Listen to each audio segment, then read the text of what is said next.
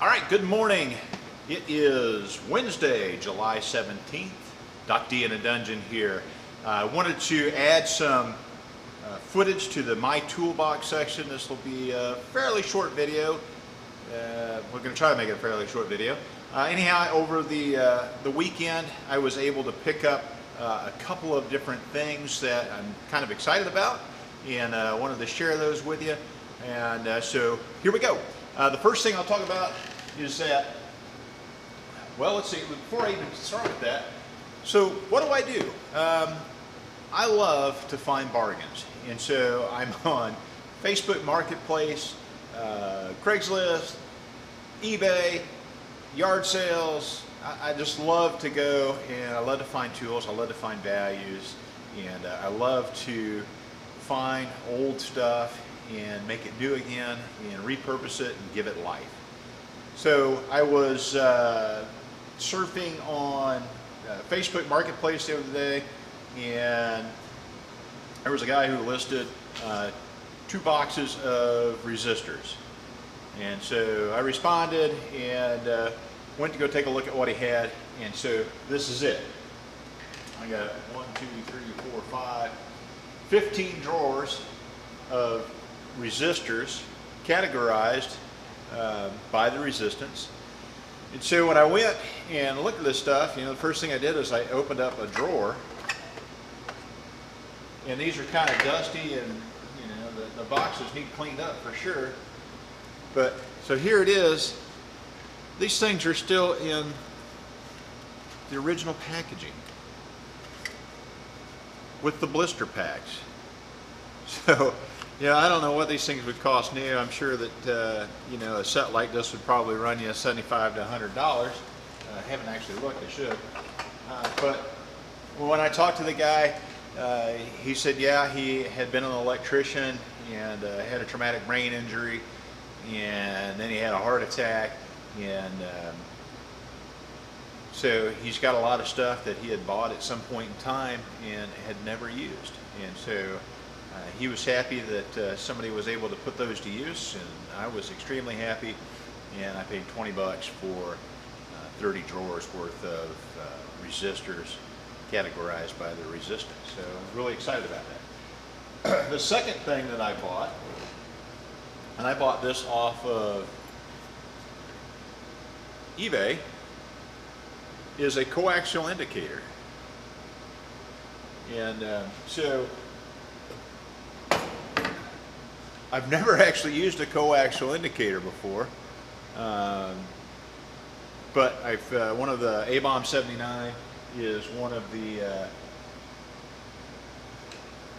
YouTube channels that I subscribe to and I watch frequently, and he uses these on a fairly frequent basis, and I thought I could actually use that, and it would be very handy.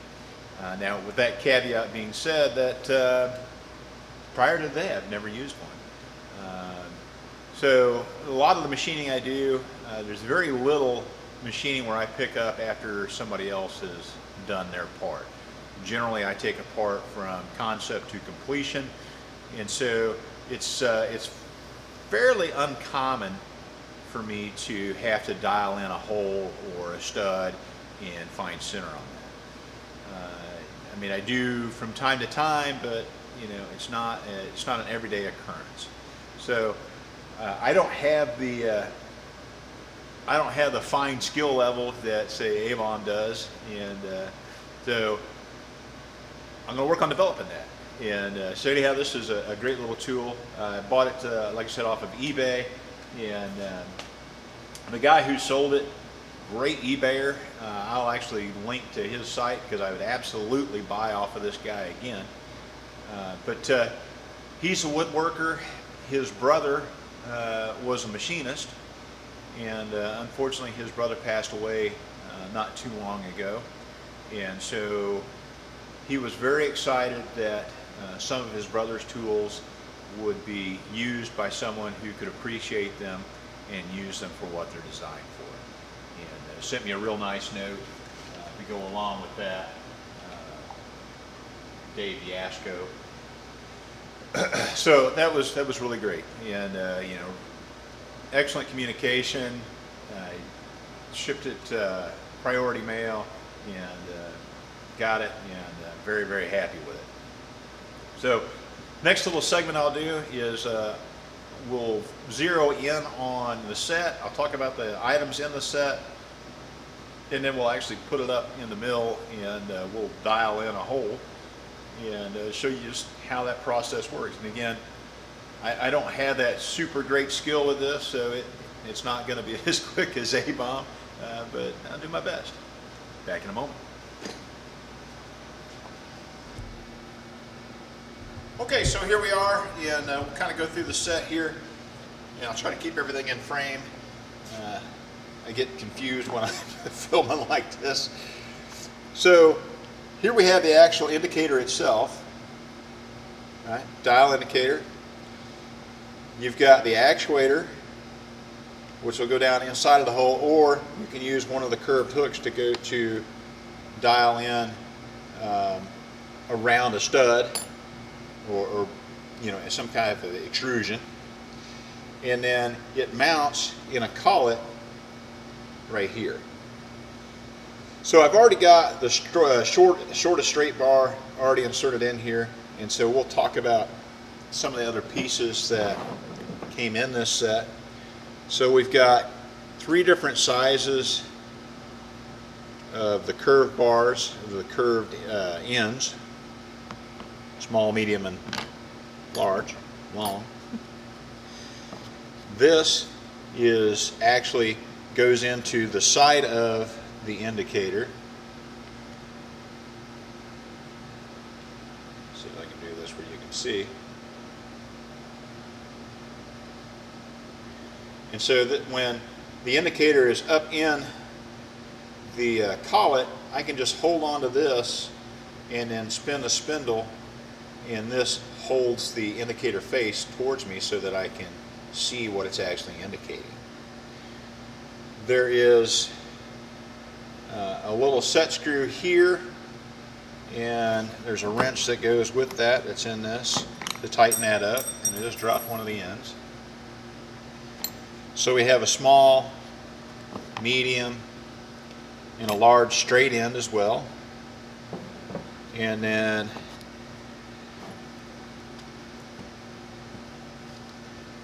I am not really sure what that is for.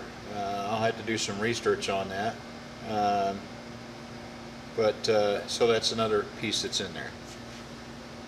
Pick that up off the floor. There's my long indicator end. And so the next thing we'll do is we'll go ahead and set it up in the mill, and let's indicate in a hole. Okay, so the first thing I'm going to do is I've got this flange. It's a pipe flange that I had laying around. It was just basically a piece of scrap that I had in my bin. I've got a collet here that will fit the shank of my indicator. And what I'm going to do is I'm just going to center this up by eye to get myself close. And so, I already did that off camera. And I brought the knee up, and I think I'm close. I think I'm probably within, 40 or 50 thousandths, maybe a little closer. So all I'm going to do now is I'll go ahead and put the, I'll chuck up the indicator here, tighten up the drawbar, and then we'll get her going. Come right back. All right, here we go. I've got the indicator chucked up, and I'm going to go ahead and raise the knee up. And as the knee gets close, I'll go ahead and tuck that indicator inside of the piece. All right, I'll let that go. To make life easier on myself, I'm just going to go ahead and disengage the quill, so it's now free spinning. And so let's take a look and let's see what we've got. And I'm just going to, normally I would hold this over so I could see it, but I want you to be able to see it. So I'm just going to go right here on the side and kind of hold this in place.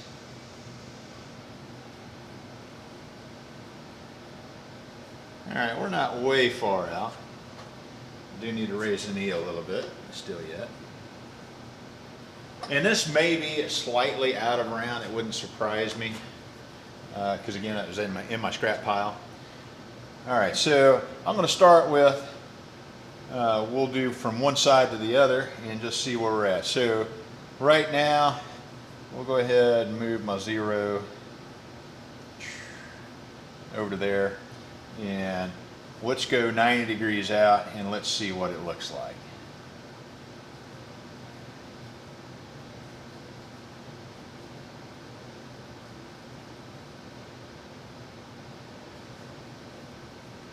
All right, so let's split the difference on that.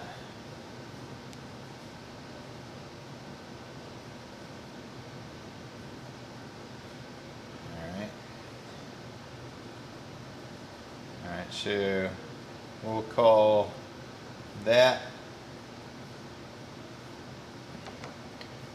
0, and I'm just rotating it back to 0 so that you can track where it's going. All right, we're pretty close. All right, so that was within 10 thousandths, so I split the difference. I'll go ahead and rotate it back to 0. And we'll shift that all the way back around. And again, right now I'm just focusing on one side to get it close. All right, I think that's pretty close. So now let's go over here and let's pick up this side. I'll just go ahead and rotate it to 0. I don't have to, because it's all relative. 0, and then, ooh, it just keeps climbing. All right, so I want to back this off about half a dial's worth, I think. All right. Again, I don't need to change it to 0. I'm just doing it so that you can track it. All right, so 0 there, and we're about 40 there. So let's come to there. All right. So now, okay, we're reading 45 there. Goes up a little bit. Comes back 45. Nice. All right, so now let's pick up over here. We're at 40 there. So let's shift that over. Let's see what we got here.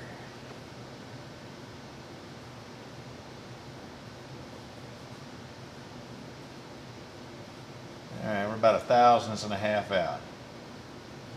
All right, so at this point I probably would just go ahead and shift it to 0 so I can really track where it's at. All right, so as it comes around here, 0, 0, maybe just a hair off. All right.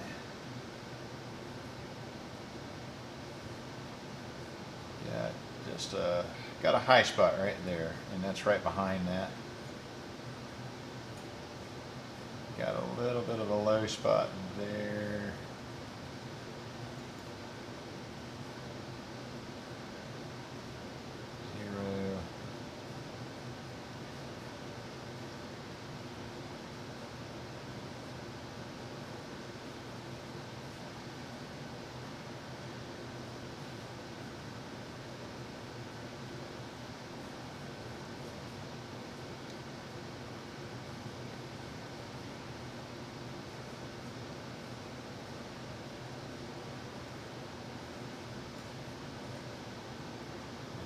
Yeah, I'm taking it back out.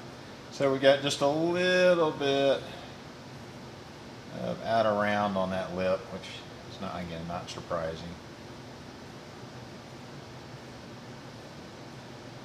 2/1000ths there. I can make that up. There we go. All right, so let's see what we got here. It's about 1/1000ths.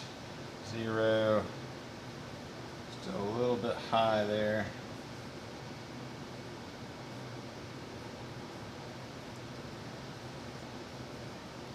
drops, comes back up.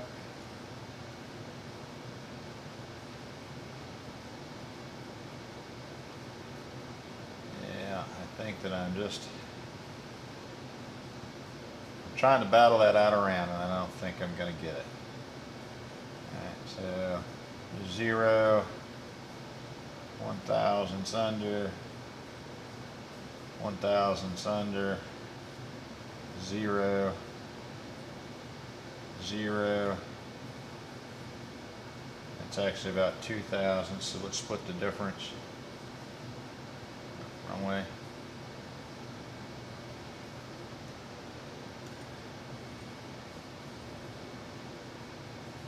Zero. A little over this time.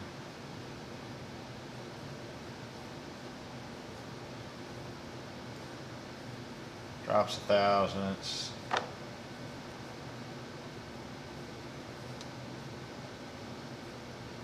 Zero. Drops 1,000ths.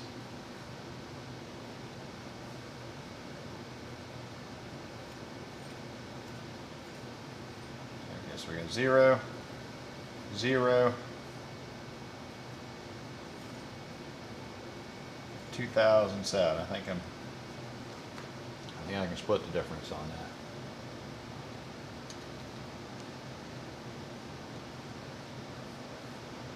that. There.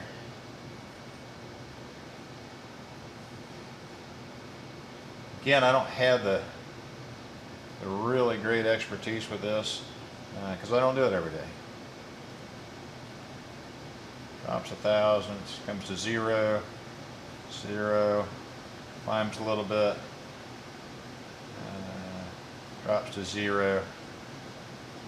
Yeah, I think we're going to have to call that good because it's just slightly out of round. Anyhow, I hope that was useful for you. I will get better at this. Again, this is not something I do every day. But I really like watching A-Bomb, dial in that 4-jaw chuck on his lathe, literally in less than a minute. And so one day I hope to be the machinist that he is. Thanks, Doc D out.